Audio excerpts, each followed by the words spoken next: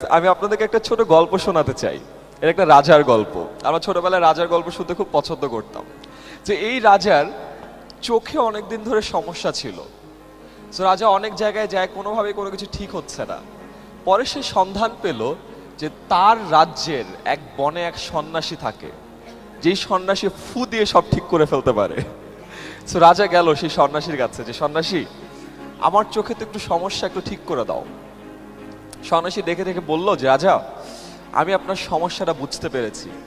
আপনি এক কাজ করেন, এরপর থেকে আপনি শুধুমাত্র লাল জিনিসের উপর চোখ দিবেন, শুধুমাত্র লাল রং দেখবেন, দেখবেন আপনার চোখ ঠিক হয়ে যাবে। রাজা বলল আচ্ছা ঠিক আছে, ডান ডিল। রাজা তার রাজ্যে গেল। ওই আমলে কিন্তু ফটোশপ টোটোশপ ছিল না। তার সব ভৃত্যকে ডেকে পাঠালো যে এই সব আসো। সবাই আসলো যে রাজা কি করব বলেন। বললো আমার যে পুরো রাজপ্রাসাদ পুরোটা লাল রং করে ফেলো। রাজা পুরো লাল? হ্যাঁ পুরো লাল। পুরো জায়গাটা লাল করে ফেললো। তারপরে রাজা এখন রাজপ্রাসাদে ঘুরে বেড়ায়, চারদিকে শুধুমাত্র লাল দেখে। আসলে রাজার চোখ ভালো হওয়া শুরু করলো। রাজা তো মহা খুশি, জারি লাল লাল ভালো তো। রাজা তো রাজপ্রাসাদের বাইরে বের হতে পারে না, কারণ রাজপ্রাসাদের বাইরে গেলে তো লাল রঙের বাইরে অন্য কালার আছে। রাজা বলল আচ্ছা সেই সন্ন্যাসীকে ডেকে পাঠাও, তাকে আমি পুরস্কৃত করব। সন্ন্যাসী আসলো। সন্ন্যাসী তো সন্ন্যাসী, সাদা কাপড়। সন্ন্যাসী রাজপ্রাসাদে ঢুকলো, আর রাজার যে ভৃত্যরা ছিল সবাই মিলে লাল রঙের বড় বড় ডিব্বা নিয়ে তার গায়ের লাল রং ছুঁড়ে মারলো। সন্ন্যাসী অবাক যে এই কি অবস্থা, পুরা লাল রং, চুপচুপে অবস্থা। সে রাজার সামনে আসলো। রাজা বলল কি অবস্থা সন্ন্যাসী? রাজা আর সন্ন্যাসী বলল রাজা দেখতেই পাচ্ছেন খুব একটা ভালো না। তো সে খুব অবাক হয়ে বলল যে আপনি আমার উপরে লাল রঙের আক্রমণ কেন করতে বললেন? রাজা বলল না, তুমি না আমাকে বললা যে আমাকে শুধুমাত্র লাল রং দেখতে হবে, এই জন্য তোমার সাদা রং দেখলে তো আমার আবার সমস্যা হয়ে যাবে। তখন বলল যে আল্লাহ রাজা, আপনি এই কাজ করে ফেলেছেন। তখন রাজা বলে কেন, কি করতাম তাহলে? তখন সন্ন্যাসী বলল রাজা একটু চিন্তা করে দেখেন তো, আপনি তো একটা লাল রঙের চশমা পরলেই পারতেন। রাজা বলে আরে তাই তো। রাজা তো লজ্জায় অবস্থা খারাপ। দেন সন্ন্যাসী বলল দেখেছেন রাজা, আমাদের সামনে যখন কোনো সমস্যা থাকে আমরা ওটা সমাধানের জন্য আমাদের আশেপাশে যা আছে সব চেঞ্জ করে ফেলতে চাই, অথচ সমস্যার সমাধান যে ম্যাক্সিমাম টাইম আমাদের মধ্যেই থাকে এটা আমরা খুঁজে বের করতে পারি না। রাইট? কেন বলছি এখানে, আমরা দুর্নীতি দমন নিয়ে অনেক কথা বলছি। দুর্নীতি দমন নিয়ে কথা বলতে হলে কিন্তু আমরা সে ভাষণ দিব, আমাদের এটা করা উচিত, তোমাদের সেটা করা উচিত, তার ওটা করা উচিত। রাইট? এত মানুষের এত কিছু করা উচিত। কিন্তু আমরা নিজেরা যদি ভালো হই পুরো বাংলাদেশটা কিন্তু এমনিতেই বদলা যাবে। রাইট? সো ওই যে কথা আছে না, আগে দৃষ্টিভঙ্গি বদলান পৃথিবী বদলে যাবে। আমরা যদি আগে নিজের দৃষ্টিভঙ্গি বদলাই পৃথিবীটা আসলেই বদলা যাবে। এবং পৃথিবী বদলানোর জন্য না পৃথিবীর বড় বড় দেশে যে কাজ করার দরকার হয় না, কারণ আমরা যদি নিজে বদলাই আমাদের পরিবার বদলাবে, পরিবার বদলালে আমাদের সমাজ বদলাবে, সমাজ বদলালে আমাদের দেশ বদলে যাবে। তো আজকে থেকে ছোট ছোট কাজ দিয়ে কিন্তু আমরা এক্সাম্পল সেট করতে পারি। যেমন আমি এরকম ছোট দুটো এক্সাম্পল দিতে চাই, যেই দুটো কাজের মাধ্যমে আমার লাইফে কিছু পার্সপেক্টিভ চেঞ্জ হয়ে গেছে। এটা ঠিক দুর্নীতির সাথে রিলেটেড না, বাট আমি যখন ক্লাস 10-এ পড়ি, একবার এক কোকের বটল খেয়ে কি করে রাস্তার পাশে ছুঁড়ে মেরে দেই। আমার পাশে আমার ফ্রেন্ড ছিল, ওর নাম ছিল তনয়, ও এখন জাপানে থাকে। ও আমার দিকে জাস্ট তাকাইলো যে কি করলি আয়মান এটা? আমি বললাম যে কি করলাম? তবে সে আর কিচ্ছু বলে না, সে নিজে যে ওই যে বোতলটা ছিল বটলটা নিয়ে আসে, হাতে ধরে রাখে যতক্ষণ পর্যন্ত না একটা ডাস্টবিন পায়, একবার ডাস্টবিনে ফেলে দেয়। বিশ্বাস করেন আমি আমার ক্লাস 1 থেকে শুরু করে 10 পর্যন্ত বহুবার শুনেছি যে বাইরে ময়লা টয়লা ফেলতে হয় না, বাট কখনো না আমি উপলব্ধি করিনি। বাট ওই দিন যে আমার বন্ধু আমাকে দেখাই দিল এই কাজটা, তারপর থেকে আমি আর জীবনে কোথাও ময়লা ফেলতে পারি নাই, জীবনেও না। অ্যান্ড আমি জানি যে ওই ছোট্ট একটা কাজ আমার উপর কত বড় ইম্প্যাক্ট ফেলেছে। এরপর থেকে আমি আর কোথাও কোনো ভিডিওতে কোনো লেকচারে কাউকে বলে না যে ময়লা ফেলো না। আমি যখন কাউকে দেখি কিছু একটা ফেলছে, আমি দেখি যে সে দেখলো, আমি নিজে যাই ওটা কুড়িয়ে এনে ফেলে দিই, কারণ আমি জানি সে যদি আমার এই কাজটা দেখে সে অ্যাকচুয়ালি ইন্সপায়ার্ড হবে এবং সে কখনোই কাজটা করবে না। তো খুব সহজ একটা উপায় কিন্তু। দ্বিতীয়ত, এই গল্পটা আমি সব জায়গায় বলি, একটা ছোট এক্সপেরিমেন্ট আজকে আপনারা করতে পারেন।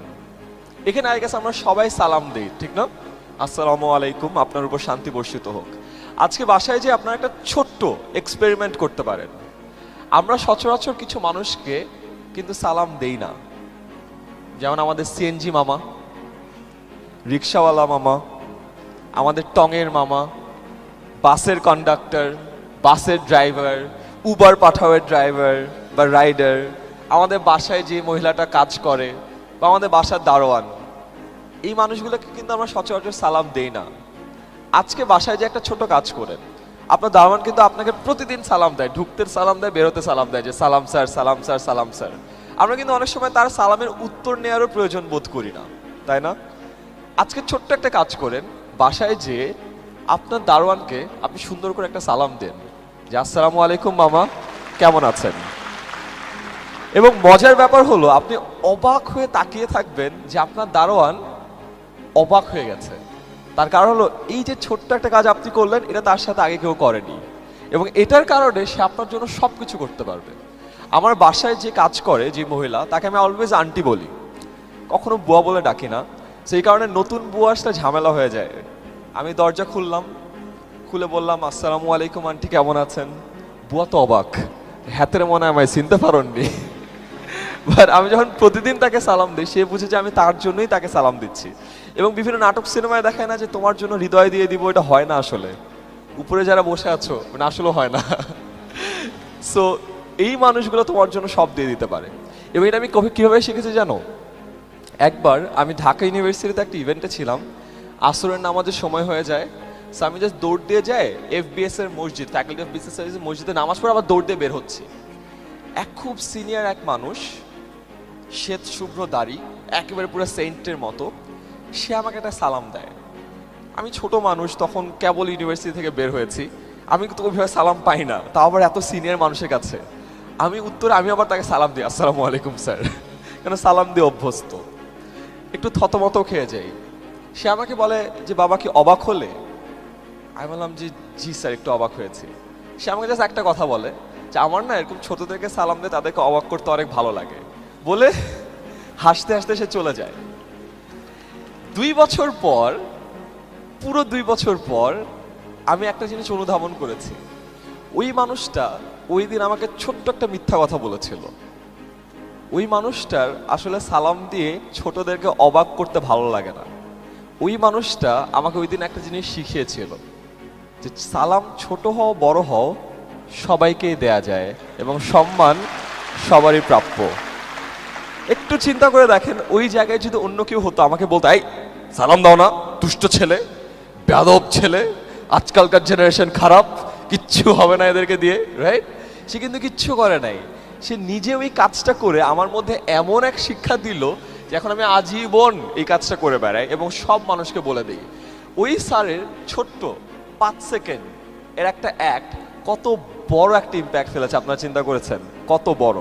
তো এখন থেকে চিন্তা করেন, আজকে আপনি ছোট ছোট একটা চেঞ্জ আনেন, ছোট করে একটা ময়লা আপনি নিজে তুলে রাখেন, ছোট একটা দুর্নীতি করার একটা যদি স্কোপ থাকে আপনি করেন না, ঘুষ দেওয়ার কথা আপনি দিলেন না, আপনার যে পাশে যে 5টা ফ্রেন্ড আছে না, ওরা আপনার ইন্টিগ্রিটি দেখে না নেক্সট টাইম এই কাজটা করতে পারবে না।